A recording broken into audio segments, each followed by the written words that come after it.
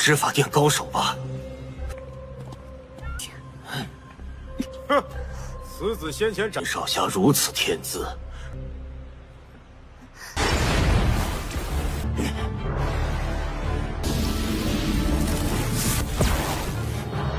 以情血脉。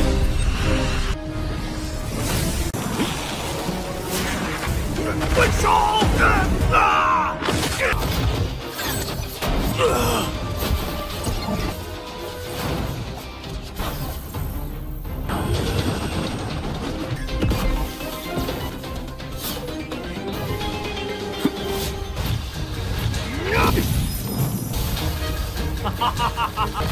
怕是都无法活法。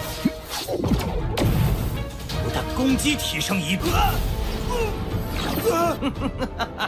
妈，这宫殿中竟有强。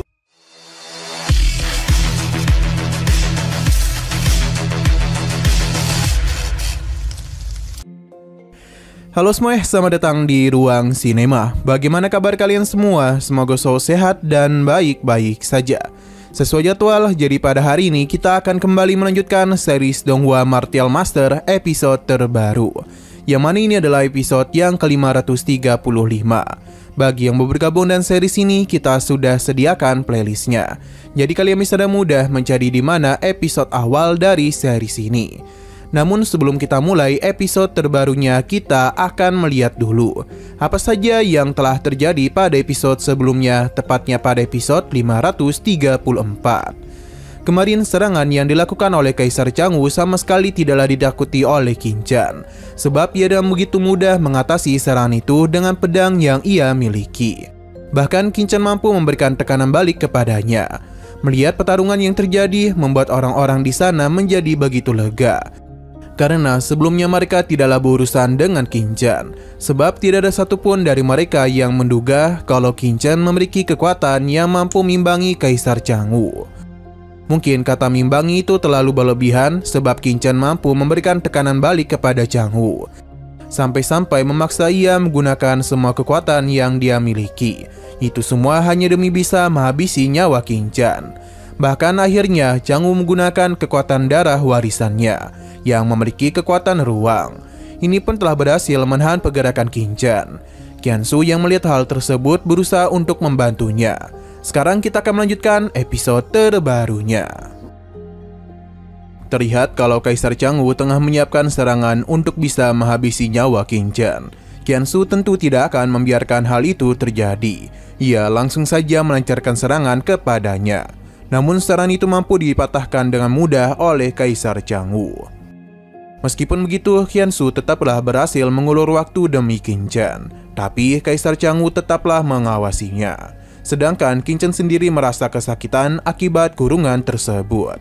Tidak mau kekasihnya terus menderita, Qiansu dengan begitu berani beradu pedang dengan Kaisar Changwu. Tentu ini adalah keputusan yang begitu gegabah, sebab Kaisar Changwu bukanlah lawan yang bisa dia kalahkan. Bahkan Changwu tidaklah takut kepada Qiansu meskipun dia itu berasal dari aula penegak hukum. Seharusnya ia sadar akan hal itu. Jadi jangan sampai Qiansu membuatnya marah dan malah akan menghabisinya. Serangan yang telah Changwu lancarkan membuat Qiansu harus menerima luka dalam. Lagi dan lagi Qin Zhan telah melihat Qiansu dilukai di depan matanya. Ini pun membuatnya semakin marah dan akhirnya berhasil menghancurkan kurungan ruang milik Changwu. Ini tentu saja mengejutkannya, tapi karena itu jugalah kekuatan Qin Zhan untuk keras cukup banyak.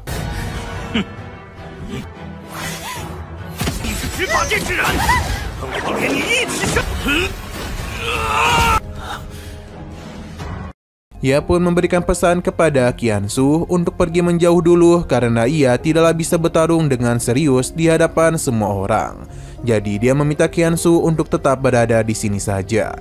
Qin Zhan lalu mencoba memanas-manasi Changwu agar ia bisa melakukan penyerangan kepadanya. Changwu berhasil memakan umpan dari Qin Zhan.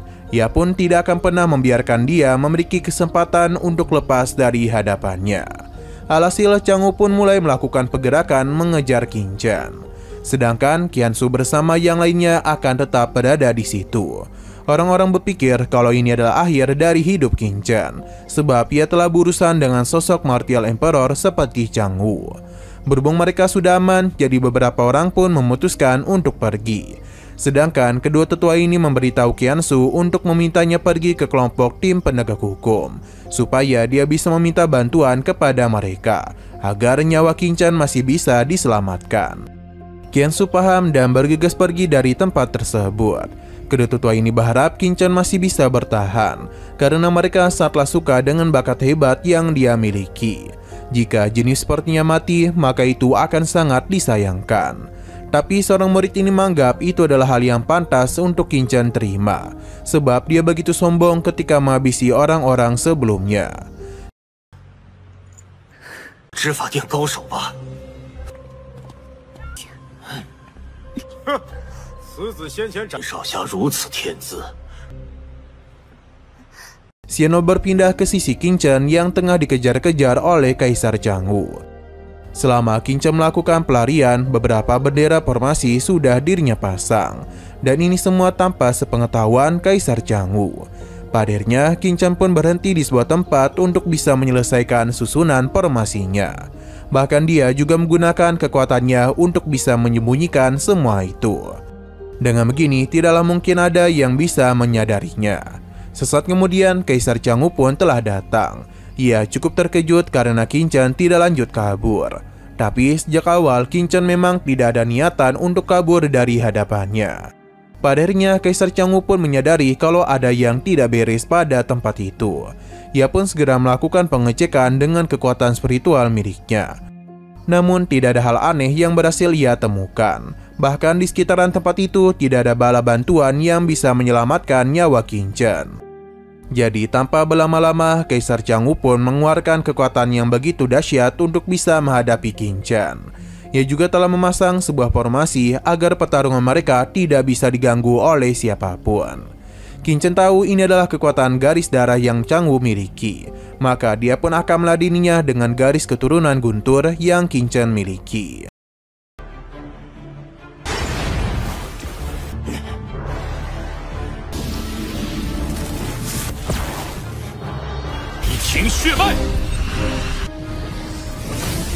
Dengan begini, Qinchan maupun Kaisar Changwu sudah mulai serius. Pertarungan pun langsung saja dimulai. Di dalam pertarungan tersebut, Qinchan sudah tidak bisa menahan dirinya lagi. Serangan secara terus-menerus mulai dia lancarkan yang membuat Kaisar Changwu menjadi tertekan. Bahkan ini juga sampai harus melakukan serangan jarak jauh untuk bisa menekan pergerakan Qinchan. Tapi guntur yang Qinchan miliki dengan mudah menghancurkannya. serangannya.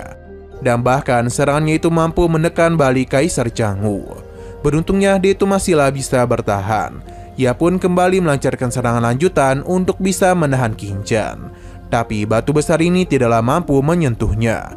Qinchan bahkan dan sangat mudah menghancurkannya dengan sekali tatapan saja, yang membuat Kaisar Changwu menjadi begitu panik. Bertanya-tanya sebenarnya garis keturunan apa yang dimiliki oleh Qinchan, karena ia tidaklah pernah melihat hal itu.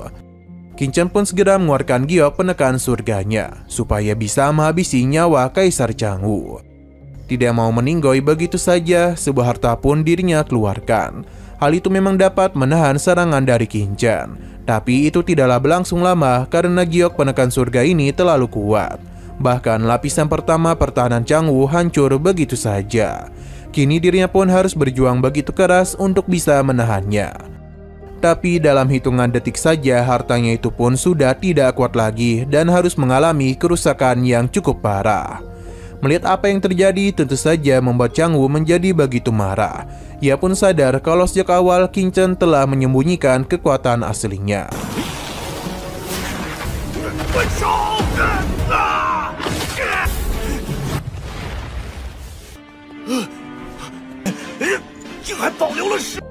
Bacotan yang Changwu katakan tidaklah membuat Qinchan takut.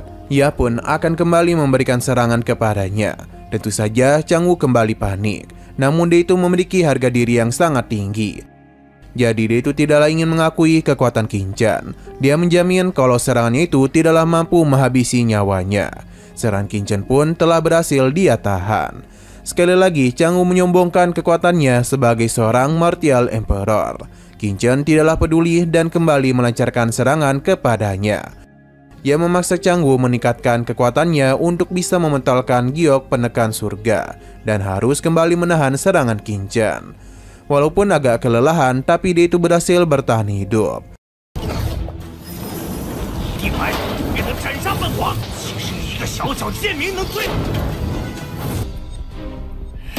Qin Chen memuji perisai yang Chang Wu miliki. Jadi dia itu ingin kembali mengetes berapa kuat perisai ini bisa menahan serangan lanjutannya.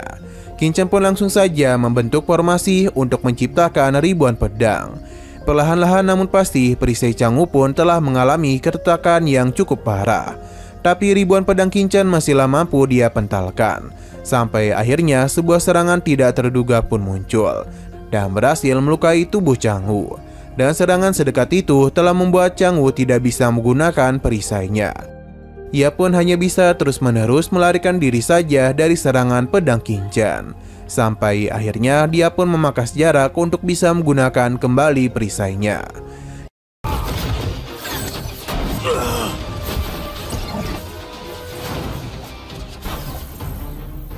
Chang Wu menganggap tindakan Qin Chen begitu tercela karena melancarkan serangan secara diam-diam. Ini pun telah membuat Chang Wu marah besar dan langsung saja menyiapkan sebuah formasi yang begitu besar untuk bisa meningkatkan kekuatannya. Ledakan kekuatan pun telah terjadi yang menyebabkan tubuh Chang Wu mengalami sedikit perubahan. Dengan tato-tato api miliknya, dia sepertinya telah menggunakan teknik rahasia dari Kekaisaran Xuan Yuan. Untuk Qin Chen sendiri terlihat sama sekali tidaklah ketakutan. Ia dengan santuy menghindari setiap serangan yang telah Chang Wu lancarkan kepadanya. Ini memang sempat Qin Chen tahan, tapi untuk serangan lanjutannya tidaklah bisa Qin Chen tahan, yang membuat dia pun harus pergi menjauh dulu untuk bisa menghindari setiap serangan mendadak yang Chang Wu ciptakan.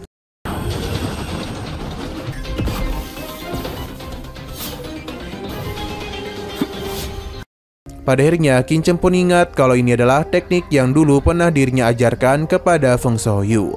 Ia tidak menduga akan bertemu kembali dengan teknik ciptaannya sendiri. Chang Wu menjadi begitu senang melihat Qin Chen menderita. Ia memberikan pujian kepada kehebatan Qin Chen karena telah memaksanya menggunakan teknik rahasia Kekaisaran Xuan Yuan. Sebenarnya membutuhkan banyak hal untuk menggunakan teknik itu, karena dalam gitulah ia bisa menerima kekuatan sebesar ini. Atas apa yang telah terjadi, maka Chang Wu berjanji Qin Chen akan membayar semua perbuatannya. Chang Wu pun mulai melancarkan sebuah serangan yang dia percayai akan menghabisi nyawa Qin Chen. Namun sepertinya dia itu terlalu percaya diri, padahal teknik tersebut adalah ciptaan Qin Chen sendiri. Ia pun akan memperlihatkan bagaimana caranya untuk bisa mengatasi teknik rahasia itu. Chang Wu tidaklah peduli dan langsung saja melancarkan serangan kepadanya. Tapi Qin Chen ini mampu dan mudah menghindarinya dan langsung melancarkan serangan petir kepadanya. Chang Wu hanya tertawa saja sebab dengan jimat darahnya serangan Qin Chen seakan-akan tidak ada rasanya. Sebab tidak hanya serangannya saja yang meningkat 2 kali lipat, namun pertahanan yang dia miliki juga telah mengalami peningkatan. Chang Wu pun percaya diri kalau Qin Chen tidaklah akan bisa mengimbangi kekuatannya saat ini. Serangan pun kembali dia lancarkan. Walaupun begitu, Qin Chen tetaplah tenang dan melancarkan beberapa serangan kepada formasinya. Sampai akhirnya Qin Chen pun meledakkan formasi tersebut dan mengejutkan Chang Wu. Karena dia sama sekali tidak menduga kalau teknik rahasia miliknya dipatahkan dengan begitu mudah. Bahkan Qin Chen tidaklah memberikannya kesempatan untuk beristirahat.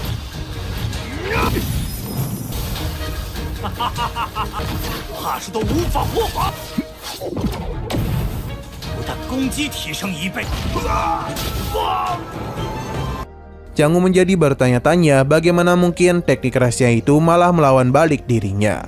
Ia pun penasaran apa yang telah Qin Chen lakukan. Di sini Qin Chen kembali mengeluarkan giok menekan surganya untuk bisa melukai Chang Wu. Tidak hanya itu saja, namun tungkunya juga telah dirinya keluarkan.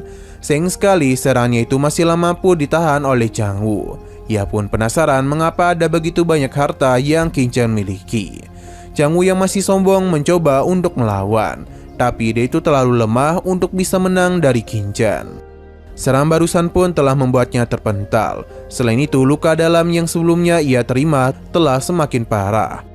Terlihat kalau Changwu itu ingin memakan sesuatu, tapi rantai Kulodao tidaklah membiarkan hal tersebut terjadi dan mencoba untuk menangkapnya. Hal ini berhasil dan membuat pil yang sebelumnya ingin Changwu makan terlempar. Ia kembali dibuat terkejut karena di dalam harta Qingchen berisikan sosok kuat. Dengan rantai ini, Changwu pun sudah tidak bisa melakukan pergerakan apapun. Ia penasaran siapakah sosok kuat ini. Kulodao hanya tertawa saja karena siapa dirinya akan segera diketahui oleh Changwu, sebab dia itu akan melakukan penyerapan kepadanya. Awalnya Changwu tidaklah tahu apa yang akan dia alami, sampai akhirnya Qingchen meminta Kulodao untuk tidak membuang waktu dan langsung saja menghukum Changwu. 爸，这古鼎中竟有强，说不定你我，什么意思？ Nah, sayang sekali lagi seru-serunya episodenya pun harus bersambung dulu. Namun sebelum kita akhiri, seperti biasa kita akan melihat preview bagian selanjutnya. Entah bagaimana cara Changwu, dia ini berhasil lepas dan mencoba melarikan diri dari tempat tersebut. Akan tetapi ini tidaklah semudah yang dia kira. Sebab Qingchen sudah meletakkan bendera formasi di sekitaran tempat tersebut. Jadi Changwu tidak akan bisa pergi begitu saja. Rantai Kulodao pun telah berhasil menahannya dan membuat Changwu kembali tidak bisa melawan. Qingchen dan Kulodao pun hanya bisa tersenyum karena ini adalah akhir dari hidup Changwu.